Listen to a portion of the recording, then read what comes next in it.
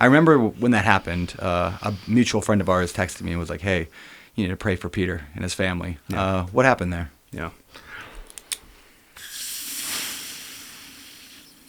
It's crazy because it's a year later, and it's hard to talk about. I mean, dude, it was, over the course of a weekend, she was being quieter than normal, and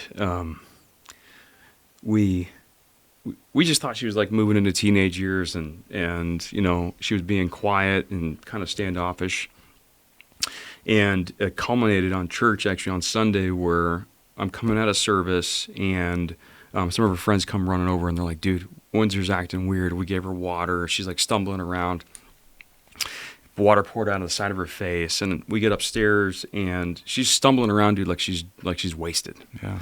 And there's medics on staff there. The medics come, and they're like, basically they do all these tests, and they're like, oh, she's probably having like a kind of a mental breakdown. She needs to go see a therapist or something. And so I'm walking her out of the church, and people have known now that something's going on, and so I'm like, hey, let's not cause a scene.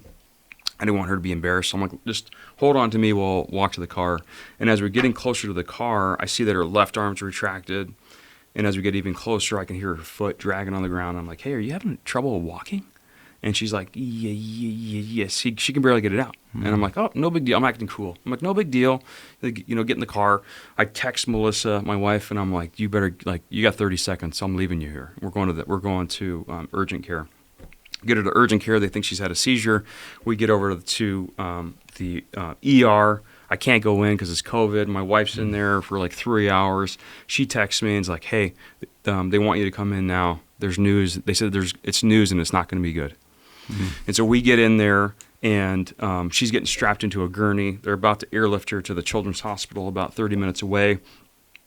And that's when they were like, hey, she's had a stroke. We've literally never seen this before in a 14-year-old. And I asked the head of neuro there. He's like, do you have any questions for me before she gets flown out? And I'm like, yeah, what's the recovery protocol for this? He's like, oh, there's no recovery. This is who she is. And dude, I could have killed this guy. I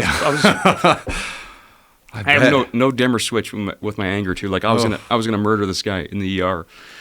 And so I literally back up from this guy because I'm like, I'm gonna hurt you right here in the ER. She gets airlifted. I'm driving like 100 miles an hour, like a bat out of hell, to the Children's Hospital in Orange in California. And I hear her landing on the building as we're pulling into the garage. It was just surreal, dude. And long story short, like I told you, man, she's fully recovered by the grace of God, through a new friend. I mean, guy I barely even knew. I'm coming home at like 11 p.m. at night, still in my church clothes, and he texts me. He's like, dude, where are you? And I'm like, I'm getting some clothes and taking it back to Melissa. She's going to spend the night there because we can't have two parents there. He's like, come by, I'm going to pray with you. And I tell him this story about what the head of neuro says. And he's like, dude, he doesn't know the God we serve. And he's like, and I've got some connections for you. He's like, I'll be getting back to you. So he connects me with Training Lab. And as soon as we get out of the hospital, dude, like we're getting, she's had 60 hyperbaric treatments there. She's had 3 brain scans there. She's on a crazy nutritional plan. And the hospital can't even understand it. They're like, they haven't seen recovery like this ever. And so they're actually using some of her data now in the medical community because they've never seen that sort of recovery. And so it's an incredible testament to our faith. It definitely deepened some relationships and created a lot of new ones. But also, man, it was one of these moments where maybe it's a watershed moment. I don't think I even know what that means. But it was like one of these things where you had an opportunity. It's like a fork in the road. You can either go left or right. Like you can either lose all your faith or you can gain it all, right? And I remember being so angry, dude, and praying harder than I've ever prayed in my life. But in the end, it was like very, very clear that this is the path for our family, and we were meant to learn something from it. And also for me, as a coach and as a leader in the community, it was an opportunity to be a light, like be an example. And knowing parents that have lost kids, I'm like, man, this was really gnarly, but it wasn't that.